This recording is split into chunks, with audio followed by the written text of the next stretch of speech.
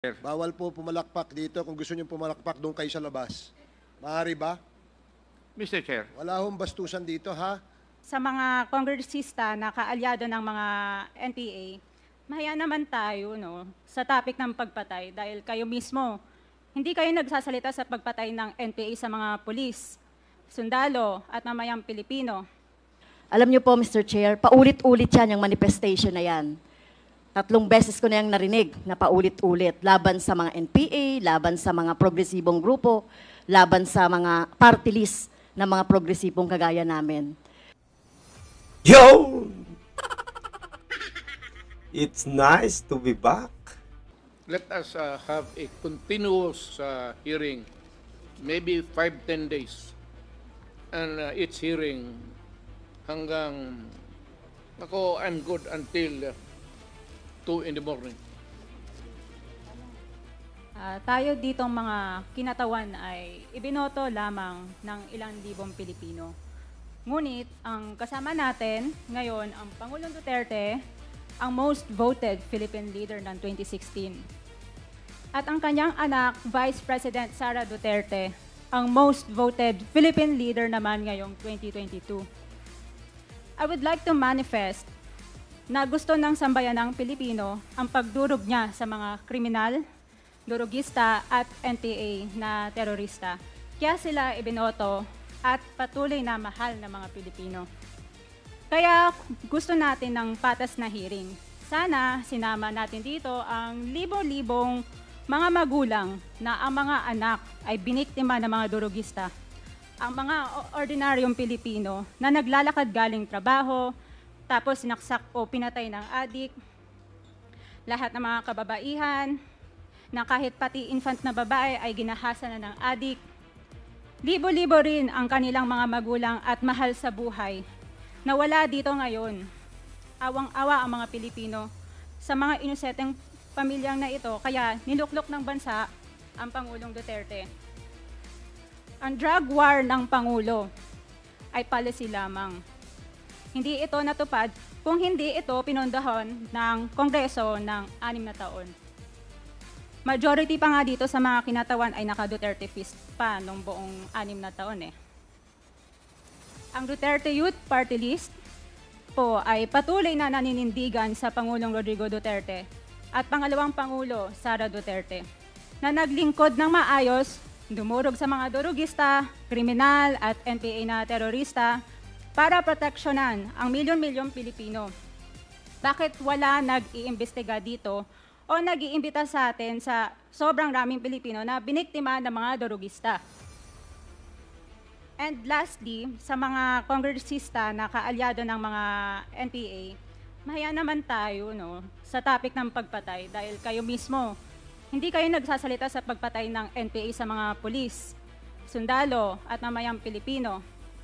Pati rin po sa mga natitirang resource persons na gustong mag-abogada papuntang ICC, si Attorney Maria Cristina Conti, na kandidato ngayon ng Bayan Muna Party List.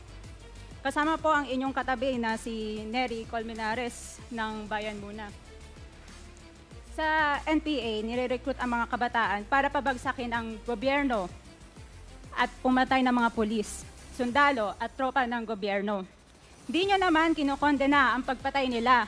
Ang kinokondena nyo ngayon ay ang dalawang naging most trusted leaders ng bansa na todo effort protektahan ang milyong-milyong mga Pilipino. In support sa advocacy sa Pangulong Duterte, ang Duterte Youth Party List ngayon, Kongreso ito, ang kaisa-isang nagpapanukala ng pagbalik ng death penalty para sa mga rapist, kidnappers, durugista at terorista.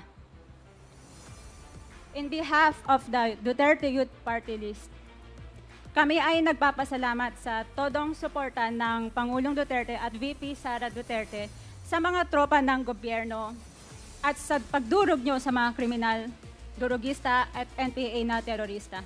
Yun lang po. Maraming salamat po, Mr. Chair. At Thank you, magandang gabi po. Congresswoman. Salamat Ma'am. Mr. Chair. Bawal po pumalakpak dito. Kung gusto niyo pumalakpak, doon kayo sa labas. Maaari ba? Mr. Chair, Wala hong bastusan dito, ha? Labas na sana ako, pauwi na talaga sana ako, kaya lang narinig ko yung manifestation ng ating kagalang-galang na colleague Representative Cardema. Alam niyo po, Mr. Chair, paulit-ulit yan yung manifestation na yan. 3 beses ko na yung narinig na paulit-ulit. Laban sa mga NPA, laban sa mga progresibong grupo, laban sa mga party list ng mga progresibong kagaya namin. At yung mga tinutukoy niya siguro ay kami yun, no? At talagang nakikita naman natin, ano ba talaga yung intensyon, no, ng mga ganitong manifestation. Ito ginagawa natin ito tulad ng sinabi ng ating chair at SDS. Isang araw na natin itong ginagawa, no? Nagpupuyat tayo dito, nagpapagod, hinahanap ang truth, etc. Para lang makita natin, 3,000 ang napatay, more or less, sa panahon ni President Duterte ng EJK. So, wala ba yan sa inyo? Karamihan dyan, mga kabataan na walang kamalay-malay na naging biktima, Mr. Chair, ng mga karumal-dumal na mga pagpatay sa panahon ni President Duterte. I know, idol mo, si former President Duterte, Mr. Chair, idol ng ating colleague dito, kahit na yung ating Vice President. Pero dapat po, ang tingnan natin dito ay yung kapakanan, lalong-lalo na yung ating mga kabataan. No? Kaya po, at isa pa po, Mr. Chair, hindi natin pinapayagan sa ating committee yung pag-disrespeto sa ating mga resource person.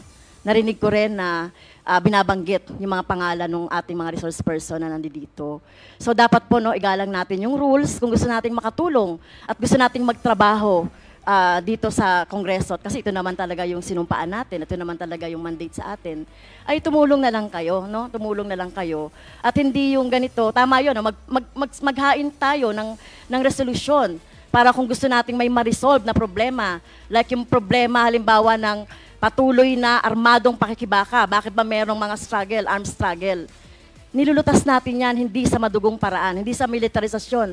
Kaya nga tayo ay nagkakaroon ng peace talks, di ba? Dapat magkaroon ng peace talks at hindi ito, ng militarization, yung ating laging iniisip at laging sinasabi natin na terorista si ganito at si ganon. So, Mr. Chair, pasensya na po kasi nagiging irrational, yung mga ganitong mga statement ng ating colleague, pasensya na, with due respect. Sana hindi na maulit ito at aasahan natin, tama po, aasahan natin sa mga susunod na mga hearings, si Representative Cardema, na tumulong siya sa atin sa paghahanap ng truth dito sa ginagawa natin sa Quadcom at sa iba pang mga hearings, Mr. Chair. Sige, Congressman Acop, you're recognized. Thank you, Mr. Chair. I beg to disagree with my colleague. Kasi bata pa siya. Ako, I have given up my life for this country. The former president is only 2 years older than I am. But I have been fighting for this country. I was a member of the Philippine Constabulary and became a policeman after Republic Act 6975 was enacted. This statement of my colleague betrays her ignorance. Kung gusto po niya na magpa-imbestiga, mag-file siya ng resolution and maybe refer to the appropriate committee to be fair with her. She's a congressman. She knows the rules. However, your statement or your statements betray your ignorance of our rules here in this House of Congress. So I beg to disagree, Mr. Chair, na sila lang ang nakikipaglaban at marunong makipaglaban sa kalaban. As I've said before, I have given the most part or most years of my life fighting the enemy of this country. Thank you, Mr. Chair. Thank you, Congressman Acop. Yes, let me emphasize na wala pong may monopolya ng pagmamahal sa bayan dito. Pare-parehas po tayo rito. And following the suggestion of Congressman Acop, kung meron kayong gustong paimbita, mag-attend kayo ng hearing. Hindi yung a-attend kayo kapag andito lang ang dating Pangulo, ang ating Vice Presidente. Umattend kayo. This committee hearing, this Quadcom, makes announcements of all its hearings. And from here on, we want to see you in our hearing, and please submit to the committee secretary all the persons you want to be invited. Wala hong yan. Kung sino yung gusto niyang imbitahan, pwede po yan. Gusto ko lamang pong liwanagin na wala hong may monopolyo sa pagmamahal sa bayan dito. Hindi kayo, hindi kami. Pare-parehas tayo nagmamahal sa bayan. Pare-parehas tayo nagseservisyo eh. Diba? Huwag niyo sabihin mas magaling kayo. Dahil kami, hindi naman namin sasabihin magaling kami. Pero kung pagmamahal sa bayan, pare-parehas tayo. Huwag niyong sosolohin yan dahil magagalit si Congressman Dan Fernandez. Anyway, Mr. Chair.